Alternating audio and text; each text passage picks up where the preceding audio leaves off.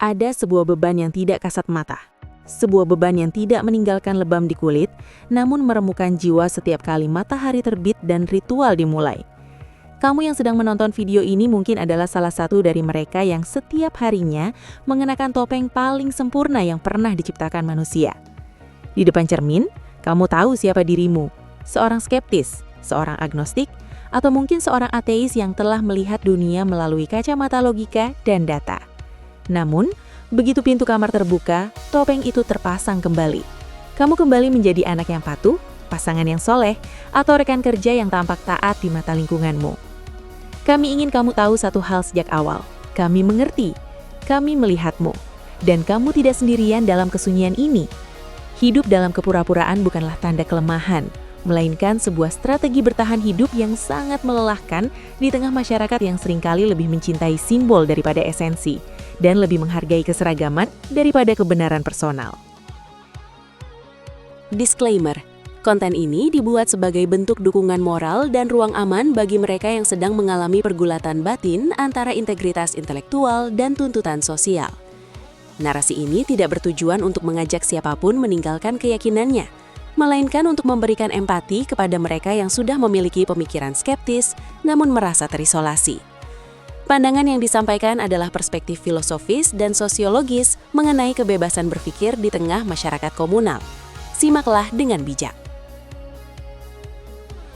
Di Indonesia, menjadi berbeda dalam hal fundamental seperti keyakinan bukan sekadar urusan pribadi antara kamu dan pikiranmu, melainkan sebuah urusan publik yang melibatkan keluarga besar, struktur pekerjaan, hingga stabilitas sosial. Kita hidup di bawah bayang-bayang dogma yang begitu kuat, di mana identitas keagamaan seringkali menjadi syarat mutlak untuk dianggap sebagai orang baik. Kamu tahu persis rasanya ketika duduk di meja makan dan mendengar keluargamu membicarakan moralitas seolah-olah hal itu hanya milik satu golongan. Sementara kamu harus menelan argumenmu sendiri karena kamu tahu bahwa satu kalimat jujur darimu bisa meruntuhkan kebahagiaan orang tua yang sangat kamu cintai. Kamu memilih untuk diam bukan karena kamu pengecut, tetapi karena kamu mencintai mereka lebih dari kamu mencintai egomu untuk terlihat benar. Kamu memilih untuk berpura-pura berdoa agar ibu tidak menangis, agar ayah tidak merasa gagal, dan agar hubungan yang telah dibangun puluhan tahun tidak hancur dalam semalam hanya karena kamu memiliki kesimpulan yang berbeda tentang alam semesta. Kepura-puraan ini adalah sebuah pengorbanan yang jarang diapresiasi. Orang-orang di luar sana mungkin dengan mudah mengatakan bahwa kamu harus jujur, bahwa kebenaran akan membebaskanmu. Namun mereka tidak tahu risiko nyata yang kamu hadapi. Mereka tidak tahu bahwa bagi banyak orang, coming out sebagai seorang skeptis di lingkungan yang konservatif bisa berarti kehilangan pekerjaan, dikucilkan oleh lingkungan, atau bahkan menghadapi ancaman hukum yang dibungkus dengan pasal-pasal karet tentang penodaan. Kamu hidup di sebuah negara di mana kebebasan berpendapat seringkali berhenti tepat di depan gerbang institusi dogma. Kamu dipaksa untuk ikut dalam ritual yang bagimu tidak lebih dari sekedar gerak fisik tanpa makna, hanya demi menjaga harmoni. Kami tahu betapa sesaknya nafasmu saat harus mengangguk setuju pada khotbah yang menurut logikamu penuh dengan kekeliruan, atau ketika kamu harus memimpin doa di sebuah acara kantor hanya karena kamu dianggap memiliki profil yang sesuai dengan harapan mereka. Namun, di balik tembok-tembok kesunyian itu, kamu sebenarnya adalah bagian dari sebuah komunitas besar yang tersembunyi. Kamu adalah bagian dari the silent majority. Jangan pernah percaya pada statistik yang menunjukkan bahwa keraguan itu tidak ada. Keraguan ada di mana-mana. Ia bersembunyi di balik kening orang-orang yang tampak paling taat. Ia berbisik di pikiran para mahasiswa yang sedang meneliti data sains. Dan ia menetap di hati mereka yang berani bertanya, namun dilarang mencari jawaban. Jumlah kalian banyak, sangat banyak. Kalian adalah jutaan orang yang saling berselisih jalan di trotoar, saling melempar senyum di kantor, namun sama-sama menyimpan rahasia besar di balik saku baju kalian. Keberadaan kalian tidak terdeteksi, karena masyarakat kita tidak menyediakan ruang yang aman untuk kejujuran intelektual. Di negeri ini, kejujuran seringkali dibalas dengan penghakiman, dan keingintahuan seringkali dianggap sebagai pembangkangan. Pura-pura beragama bukan berarti kamu adalah seorang pembohong yang jahat. Dalam banyak kasus, ini adalah bentuk tertinggi dari empati. Kamu memahami bahwa bagi orang tuamu, keyakinan mereka adalah segalanya. Itu adalah sumber ketenangan mereka di masa tua.